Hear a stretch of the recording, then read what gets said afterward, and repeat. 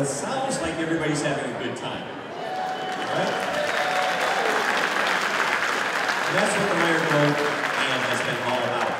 Now, if you really like the Bavarian singing and so on, we'd like to mention that coming up exactly 1 month from tonight on this very stage, the Bavarian Music Meisters are going to be back. And so you can check them out. I don't know if they have these wonderful matching red and black shirts. But they probably have lederhosen, ladies, so just let you know. I wanted to give a little perspective to longevity. You know, when you talk about a band being around this long, I was doing a little searching just to see what types of things were being invented and so on, going back to, that 1800s area. You know, the phonograph only came around 1877. The automobile in the 1880s. So there weren't all the cars. The zipper was invented in 1891. How'd they keep their pants up? As you looked at your program, you look at 1894. That's the band picture that's at the top of the program. We weren't quite up to vogue. See, color photography wasn't invented until 92, so that was only 2 years after, so we didn't have color yet. The radio, 1893, 10 years after this band started, the radio. The sousaphone, 1893. We had a few other, shredded wheat, 1895. Telephone was just coming around. Airplanes, 1900s. There was no airports, no airplanes at this time. Talking movies wasn't until 1927, so they were all silent films, created with musicians in the pit, creating the sound backgrounds. And leading into our next song, Basin Street Blues, penicillin was invented in 1928. Now the reason I bring that up is Basin Street, a tune that was written in 1928, or actually 1926, and then Louis Armstrong really made it famous in 1928. Basin Street was the main street in Storyville. Storyville was the old New Orleans French Quarter red light district. Well, we're going to play that tune for you, but we're going to leave the lights on white. This is a fun little tune. We used to say it came from way south of Meire Grove in Greenwald. But we're actually going to go a little bit further. New Orleans jazz. Here's Basin Street Blues.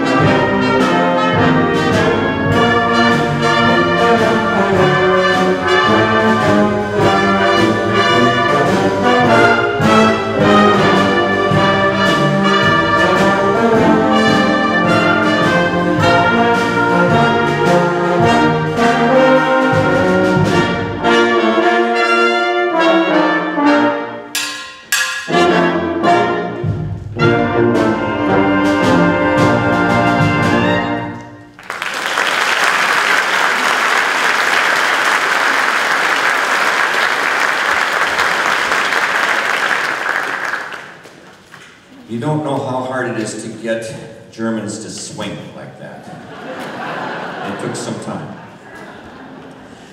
We're going to go back to the march format, and this next one, Them Basses, is appropriately titled because it's going to feature our trumpets on fanfare at the beginning, and then it really features our low brass.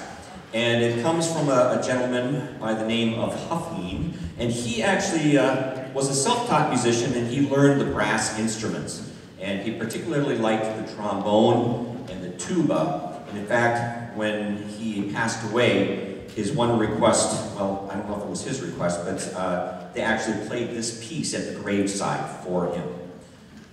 I don't know if that's a good introduction or not to the piece, but that's the story and I'm sticking to it.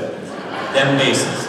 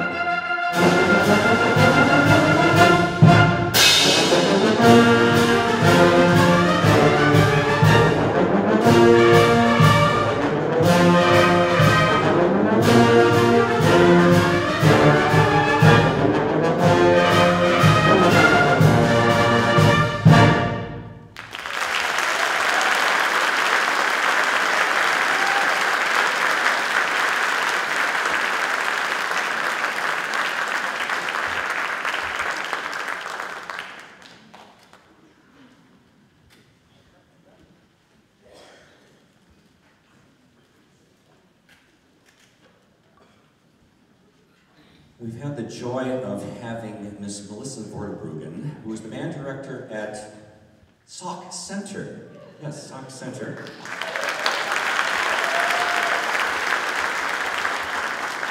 And studied music at St. Benedict, College of St. Ben's, right? And has been there for a few years and has joined the band over the last couple of years.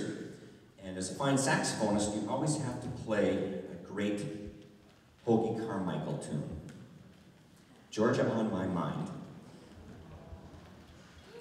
And I have a little question for you. Think hard. Okay? Georgia on My Mind, that's the title of the tune. The question is, what is the state that has this as its official state song? Anybody? Georgia is right. Congratulations.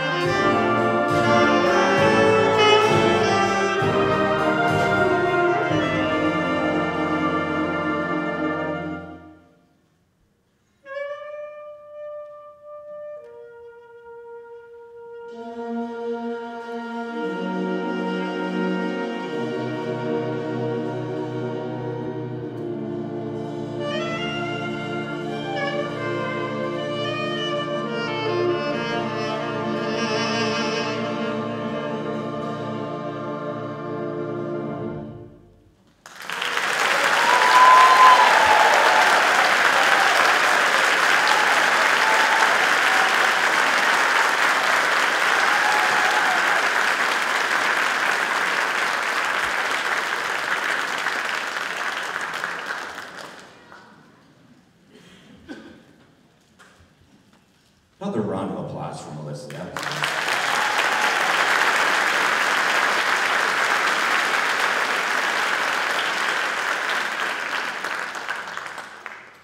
Well, we're going to move into March land once again. In this next march, the Klaxon March, is based on a klaxon. Some of you might know what a klaxon is. It's a horn. And a horn, and it comes in a lot of varieties. If you want to think of even a submarine, that can be a klaxon. Well, in 1931, our next composer, Henry Fillmore, was asked to write a march for the Cincinnati Automobile Show.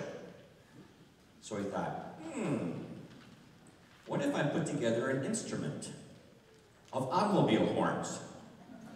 And he did. He connected 12 different automobile horns together with a battery, and he called it the klaxophone.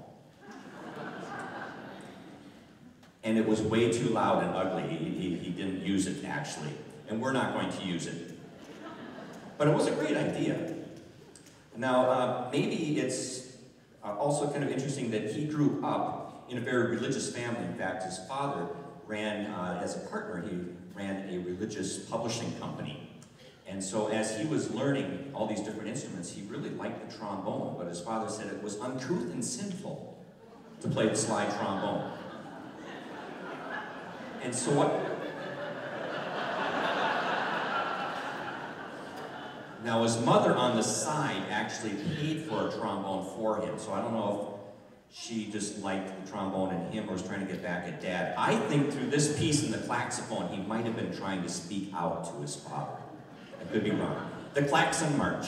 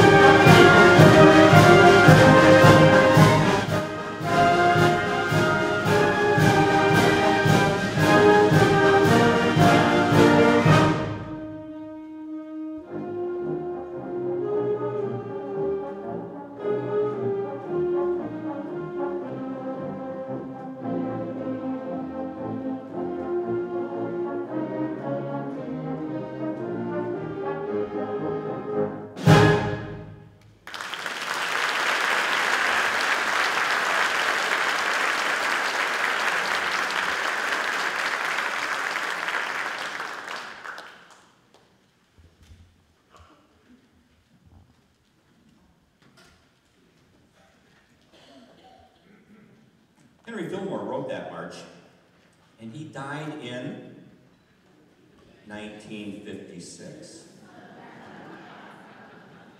Interesting. Very interesting. Our next piece is going to feature our director, Vern Meire, on a trumpet solo by Leroy Anderson again. He also wrote the Bugler's Holiday, as I mentioned earlier.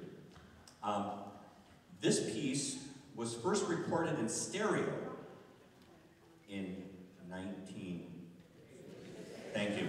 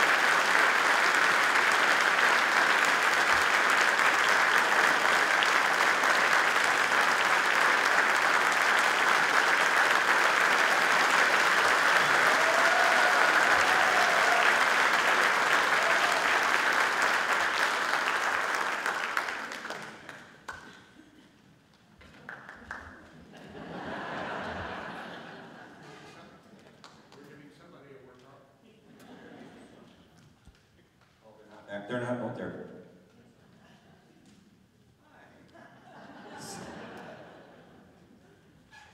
As you can maybe tell. The next number, we feature Gary's Walk with the the famous clarinet polka. He did this when we were playing here in a combined concert with the Spalt band, and it brought the house down. When we went to Germany, when I went, I guess, with the St. Cloud band, they said, "Did you bring that guy that played that clarinet polka, that SWAT guy?" I said, "No."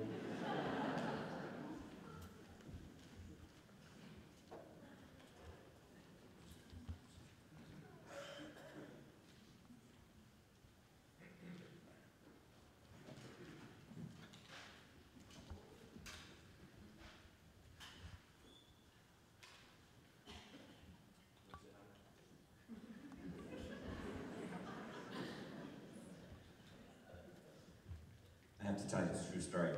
We were playing this piece at one of our venues in Germany, and we had an interpreter that came along with us, a former German teacher.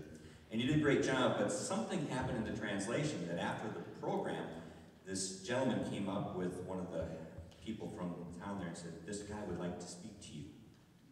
And he didn't look happy.